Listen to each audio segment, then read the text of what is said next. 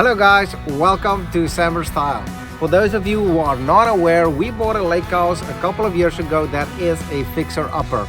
Everything has been going well, project after project. I've been slowly getting at it until last year, September, when Hurricane Helene came by and kind of threw a wrench in the works. I was busy remodeling a room, our guest bedroom, and everything was going pretty smooth for the most part, as smooth as a project can go. And then nature decided to put a tree through our house. It didn't stop there. It also put a tree through our dock that I'm standing on right here. And in this video, I'm gonna show you guys all the work we had to do to get this dock to where it is today. So let's get right into it. And this used to be, or still is, a gumbo tree hammock. Good thing nobody was chilling there. I think the worst part is my grill.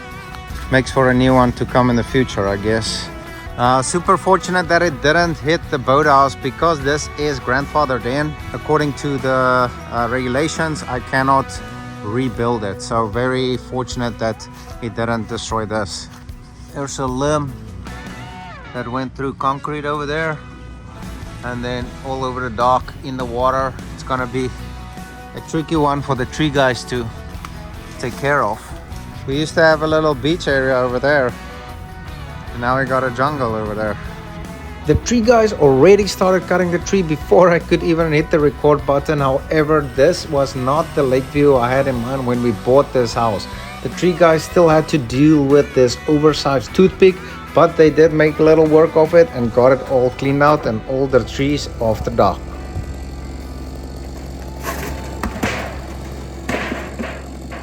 So now we can have a closer look to see all the damage we have here on this concrete dock. It is pretty bad. I think it's gonna be extensive repair work. I'm not too sure yet, but I believe they might have to take off this whole concrete slab and re-pour the whole thing completely.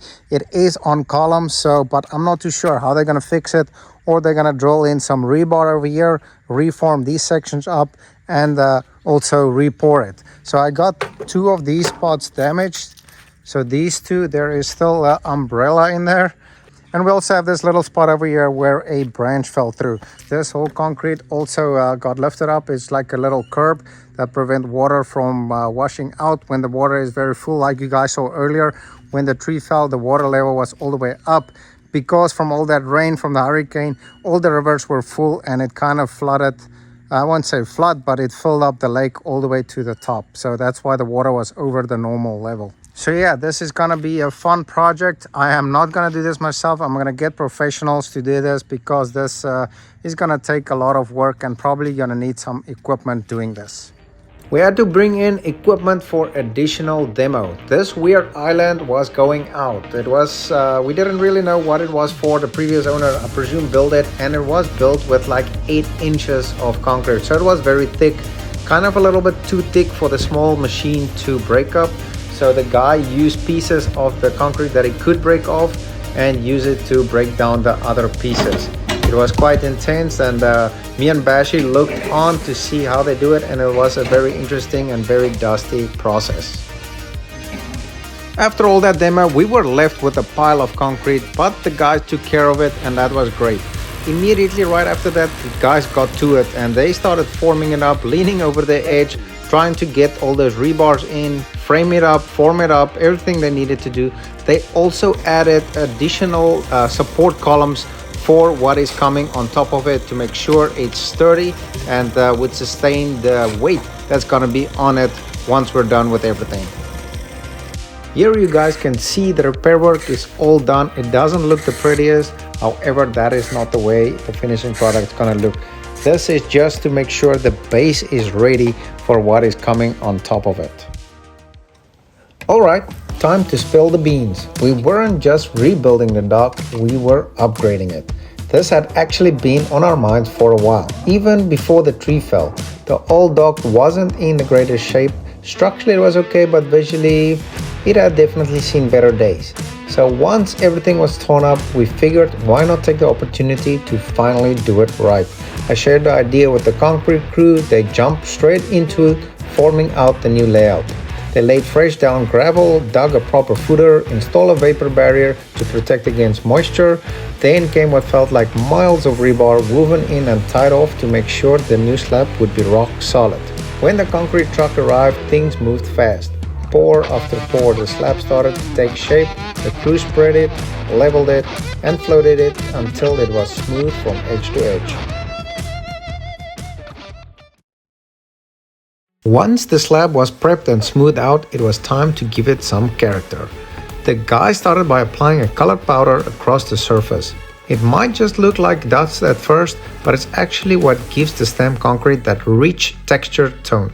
After that, they laid down the stamp mats one by one, carefully lining them up and pressing the pattern into the fresh surface. It's pretty satisfying to watch this process, almost like a giant pieces of puzzle being stamped into place. Each form leaves behind a detailed impression, turning plain concrete into something way more interesting. You could really start seeing the dock take on a whole new look, and we were just getting started.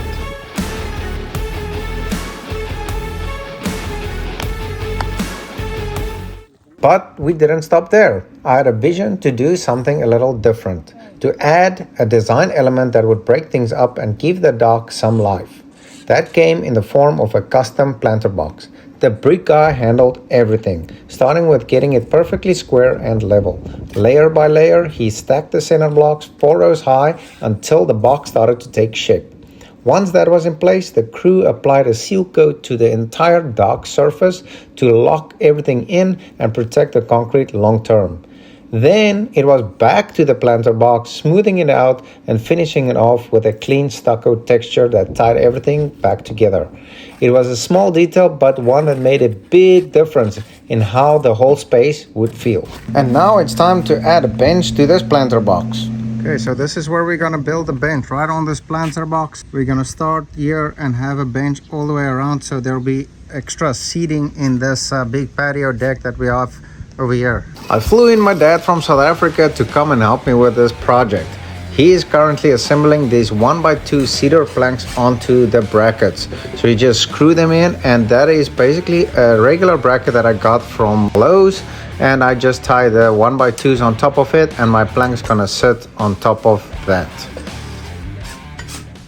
Okay, so that's the mark for the first bracket that's gonna go on right there. So as you guys can see, we measured it, we got it ready, and that's gonna be my first hole over there. And I'm just gonna secure these center blocks was filled with concrete, so it is pretty solid. And then I'm gonna use these concrete screws and then drill a pilot hole with my masonry drill bit, and then just screw these bad boys into the bracket, and that should be sufficient. I have them marked out every 2 feet, so I think that should be sufficient for our bench. So what I'm gonna do is I'm gonna secure the first screw and then use my little level, make sure the bracket is level up and down, and then mark my second spot, move it out the way, and then drill the second hole. So that's the way we're gonna do it.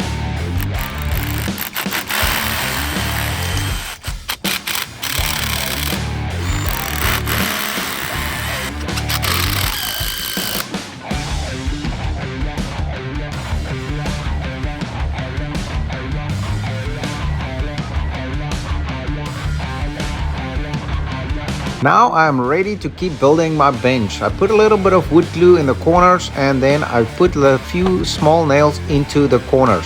I also added a little square angled bracket on the inside corner just for a little bit of extra rigidity.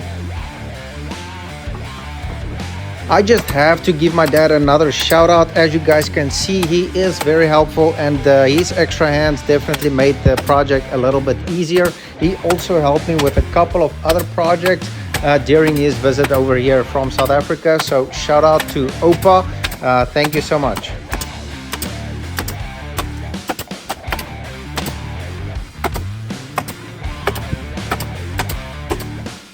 And this is the final product. We are super happy the way it came out, the planter box with the bench. We also went ahead and added some string lights to the boathouse, and that really makes for a good vibe and a nice evening setting once the sun goes down. Overall, super happy.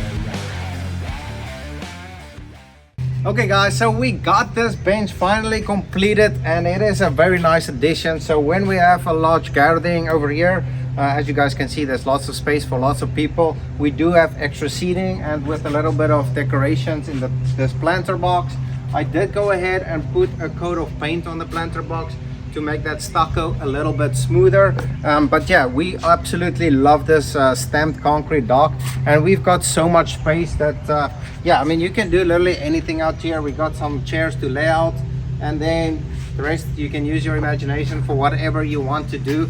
And we are very happy and very thankful for all the people that was part of this rebuild, the concrete guy, insurance people, all our friends and family that supported us all along the way. Thank you all so much. Thank you guys for watching. Until next time, goodbye. And this used to be, or still is, old gumball machine and gumball machine. This is what's also left of the grill. Not much, but you can tell it was a grill at one time.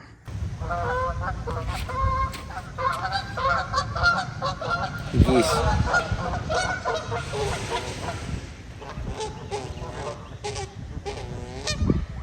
Everything has been going very well with the projects, moving right along slowly and surely.